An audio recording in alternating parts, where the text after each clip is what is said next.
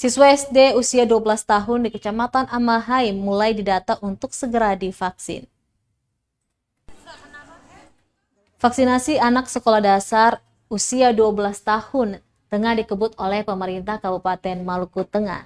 Untuk itu, pemerintah meminta kepala sekolah SD mendata siswa yang sudah berusia 12 tahun untuk mendapatkan vaksinasi.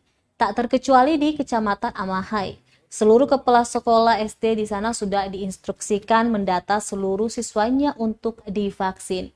Korwil Pendidikan dan Kebudayaan Kecamatan Amahai, Octavianus Noya, mengatakan instruksi tersebut ia tegaskan menyusul saat ini proses belajar tatap muka di sekolah sudah mulai dijalankan secara normal. Noya menyebut bahkan dirinya bersama Kapolsek dan Camat sudah door to door memberikan arahan bagi seluruh kepala sekolah SMP untuk segera memvaksin siswa mereka. Hal itu dilakukan lanjut dia agar capaian vaksinasi segera tercapai, sehingga selanjutnya bisa menyasar anak-anak usia 6 hingga 11 tahun.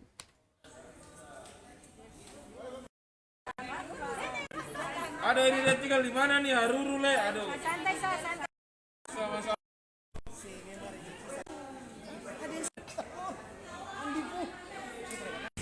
Bersama-sama dengan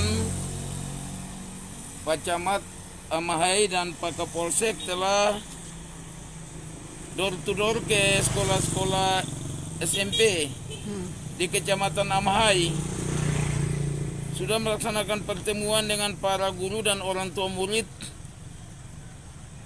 supaya dapat menyerahkan anak-anak mereka untuk melaksanakan vaksinasi sebagai salah satu pemutusan mata rantai COVID-19 dan juga dalam rangka pencegahan terjadinya penularan COVID-19 bagi peserta didik. Dan yang berikut, dalam rangka pembelajaran tatap muka secara normal, kami harapkan supaya semua orang tua murid dapat menyerahkan anak-anaknya untuk melaksanakan vaksinasi. Itu yang kami himbau kepada para orang tua murid.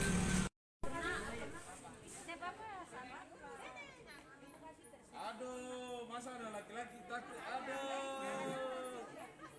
Aduh, ini dia tinggal di mana nih? Haruru le, aduh. Santai. Anak-anak Haruru turun kejahatan mo.